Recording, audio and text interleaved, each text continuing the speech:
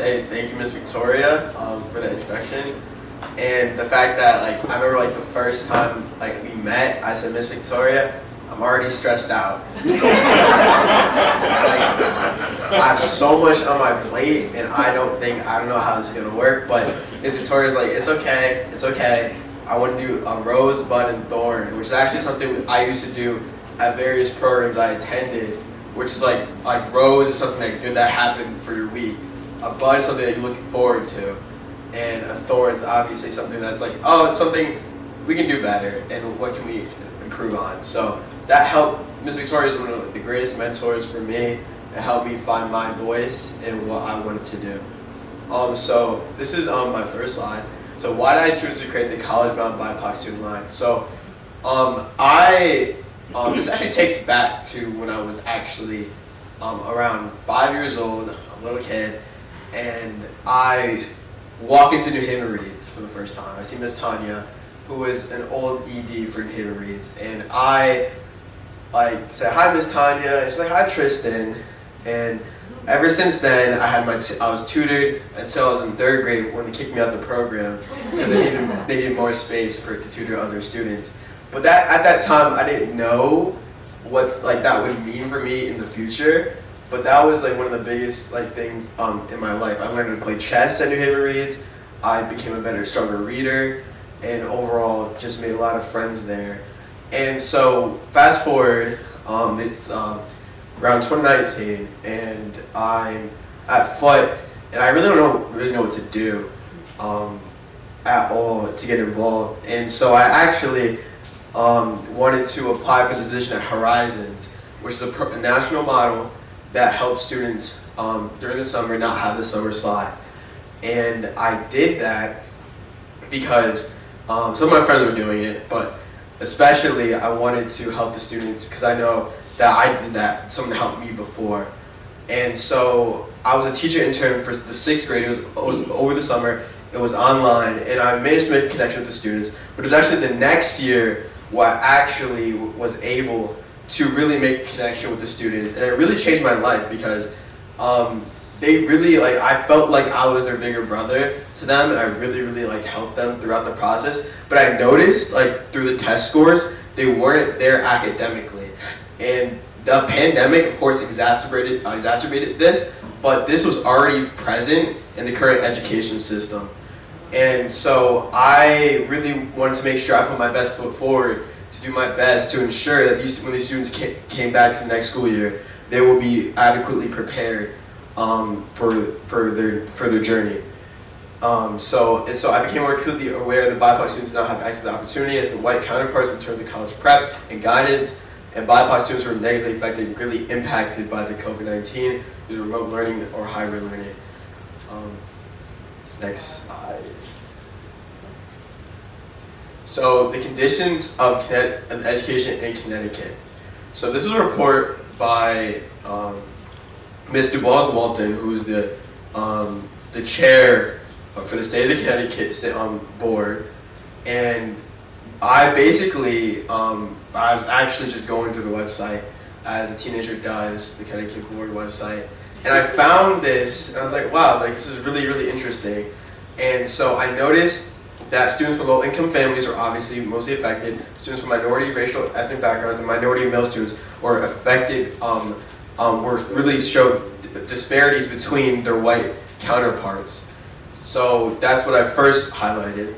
Next slide. Student achievement and growth through the pandemic. So students who learned a hybrid remote model show substantial weaker achievement growth during the pandemic than previously. And while academic impacts are seen in all subjects, the observed differences are largest in mathematics. And so I'm just trying to outline here why I'm doing this project, because when I'm looking through the Connecticut State Board Education Report, I'm noticing the differences between BIPOC students and their white counterparts. So that's really just the inkling of an idea of what I can do to help support them. Next slide. So the school climate model and instruction student learning model. So this is just showing that students that obviously were remote had a way harder time than the students that were in person and hybrid. And it's not shown here, but New Haven was online for majority of the year in comparison to like Hamden and other suburbs, which are obviously majority white institution for their public schools. So that obviously shows a difference. Next slide. So proficiency rates by high need status. So it has dropped significantly since the previous year, especially the kids that are remote, and that is a really, really big issue because obviously math proficiency is extremely important for students' development. And actually I have like an anecdotal story about this. So actually going back to Horizons, I met this, one of my students, she was really struggling in math and she had this math packet that was due and she didn't tell anyone. But because I was like their mentor and I really wanted to help them, she was like, Tristan, I got this math packet and I haven't started it and it's like doing, because it was due in like a couple of weeks. It was a long math packet. I was like, all right, we're gonna get this started and we're gonna start doing this. And we managed to make a significant progress, and I've never seen someone smile so hard. And she actually came back and said, I want to keep doing this with you. And I really want to think, like, this is why I want to do this, because I want to see students not like just shut down, but instead have that smile on their face to ensure that they know what they're doing and be in charge of their, responsible for their academic learning. Next slide. So meeting benchmark on a college and career readiness exam. So clearly the numbers were extremely low across all. So SAT, Connecticut SAT school day, ACT, so all the various standardized testing formats. 30% of Connecticut 11th and 12th graders in 2021 met the standards, and there's a substantial decline with 42% met the standard. Next slide. So this is just like the graph from the report that shows that.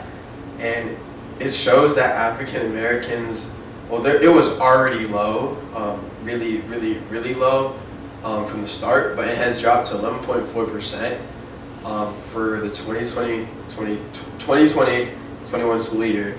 And for Hispanic and Latinos, it's still very low at 15.7%. And it's low across the board, but it's still higher for the white counterparts at 47.4%. Which is showing that obviously the pandemic had an impact on all students, but there's a great disparities between racial groups here. Next slide.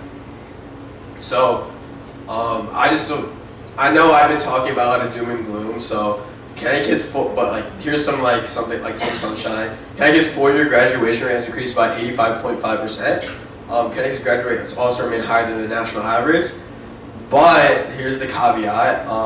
The percentage of students who are on track in 9th grade in 2021 was the lowest in the past 7 years. So that's an issue that we have to together figure out how to solve. So on track to high school graduation. So this is like, I just want to read this excerpt from the report, and actually it's from UChicago. 9th grade is a critical year. The University of Chicago's consortium, Chicago School Research, states that the students who are on track for 9th grade are more than 3.5 times more likely to graduate in high school than those that are off track for their first year. And obviously, it has dropped again for students that are on track for 9th grade. So that's obviously not a good thing because of what the UChicago report says. So this is obviously a thing we have to ensure we put our resources to and find solutions. And this is where my project comes in. So Connecticut college enrollment. Students from low-income families all experience more significant setbacks compared to their peers. Black and Hispanic students' enrollment rates declined significantly. The decline in college enrollment rates of males was nearly twice that of females. So clearly, black males are being left behind in the system. So Connecticut college completion. So I know I'm just focusing on 6th through 9th grades. However, this is important to show because our goal is to ensure we get them on the right track to be successful going all the way into their college life. And it's really low again for Black and Latino, which is really concerning. And we want to ensure that we do what we can to increase the college completion, and make sure the students are already have this this attitude of doing well in school and doing well throughout life. So this is now where my project comes into. So the college-bound goals. So we want free and low-cost tutoring services, mentorship programs, academic enrichment, and talented and gifted programs. Free virtual college advice programs and SAT prep programs to help them apply to top colleges and universities nationwide, and college scholarship opportunities, internships, and fellowships, such like this fellowship, and like free and low-cost tutoring services like Yeti, PALS, are all services that I use to make sure I'm prepared academically. There's so many things, and I want to be able to share that with all the 6th and 9th graders that will be part of the program. Civic education, engagement programs such as When We All Vote, social, racial, and environmental programs such as SEDGE and New Haven Climate Movement, civic volunteer opportunities and community impact project, youth leadership development programs, and youth advocacy opportunities.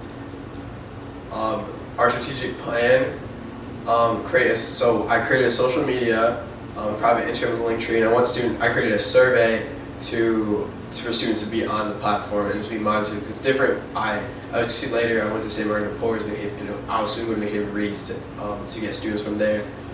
Create and distribute student and parent surveys via email, and facilitate a college student guest panelist presentation. So community outreach, I reached out to New Haven Public Schools, local and national education organizations such as New Haven Reads and St. Martin de Porres, and I did reach out to the New Haven Youth Department, Youth Commission, but that's more for the future.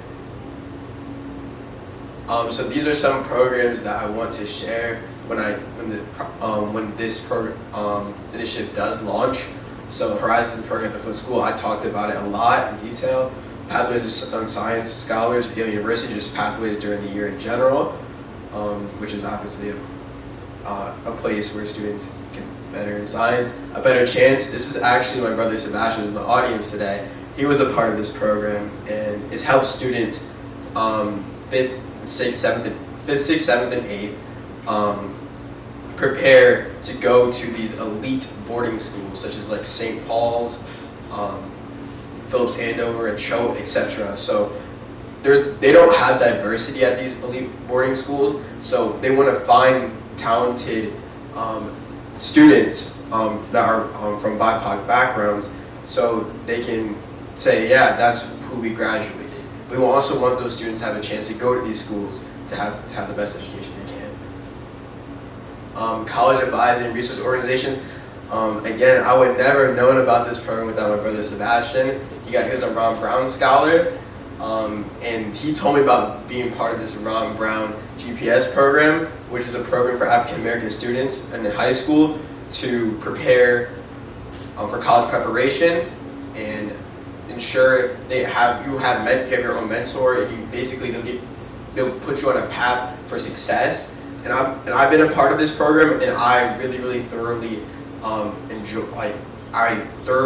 enjoy it, and it's been such a big integral part of my college process so far. And I want to ensure the students are ready to be prepared for this program, all the resources they share. And this is also what kind of inspired me to do this and how to do this and figure out a way to implement my project.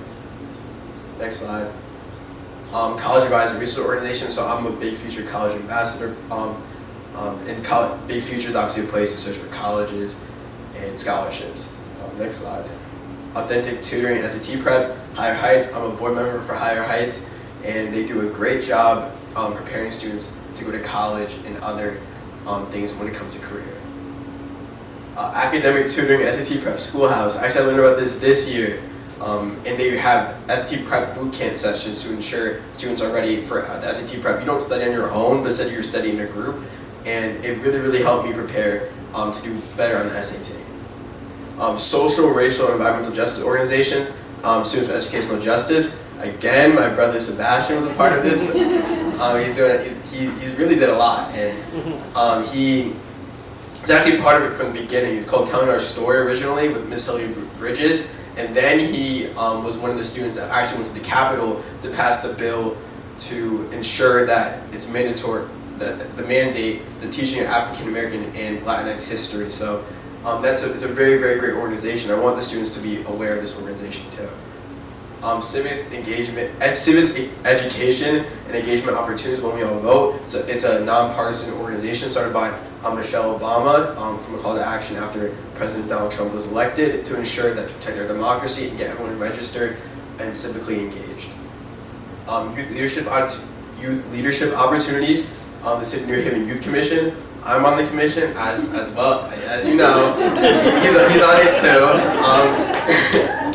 And we created a youth and parent survey which we're planning to send out to parents and youth in New Haven Public Schools. We also started recruitment efforts to ensure there's more students on the youth commission. So here's some of my accomplishments over the 6 months. I applied to be a student representative of the State Connecticut Board of Education. One of the 10 students selected to interview at 100 applicants. Unfortunately, I wasn't selected, but that's okay. It was a great experience for me. It allowed me to understand the process of applying and being interviewed and trying to make a difference. But I know the students that were picked definitely do a great job. I was invited to apply for the State Student Advisory Council of Education, which I'm planning to apply to. I was really happy I was chosen to apply to that. I was invited to apply to the College Board Big Future Ambassador Program and I received the position. And I completed an essay on why I should choose my community impact project. I don't think it was mentioned here, but also I did a presentation at St. Martin de Porres. That was actually my first information presentation. And actually, yeah, Sebastian was there, my friend Saeed, and my friend Katerina. They're all amazing students and students I look up to. And I wanted those same students, I presented in front of 15 students at St. Martin de Porres. St. Martin de Porres is a school in New Haven that helps students, it's a private Catholic students that help low-income students from BIPOC backgrounds, like go to certain schools like Notre Dame, Hopkins, and they want to ensure that students are prepared for the rest of the academic career. And I wanted to extend what I wanted to do with them. And they were very excited. And I was able to work with my former math teacher on this, who's now part of St. Martin de Porres. And the students are really happy hearing from students that look like them that are successful in the respective areas. And here is something, that's the Instagram. I'm just plugging it. That's the link tree, which will be in the bio so students can access the links. That's the, I had an internship at New Haven Academy. So as I think someone brought up before, New Haven Academy is a very social justice oriented school, and we have 3 weeks where we go on internships. And I was an intern at New Haven Readers, which is perfect because I was working with them too. So during that time, I created a flyer with Miss Fernanda, the outreach director, to get students, to send out to students and site directors to have students come to that event June 25th. And I wanted to add an excerpt from an email from Miss Raymond, my former math teacher, who's actually part of St. Martin de Porres. Now she has a big role in it. He said, "Tristan, thank you so much for putting together a presentation for our kids on Wednesday and for your patience with my confusion." Unfortunately, like they had a little technical difficulties. And I'm sorry I was not able to see the presentation, but Miss, I'm gonna butcher this name, but Miss Sneisner, next thing, the supervising teacher there said it was amazing. We're so grateful that you were willing to share with our kids, and I was really happy for that email, and I'm really happy I was able to do that. So yeah, that's my presentation, and I'm really glad everyone came out, and thank you.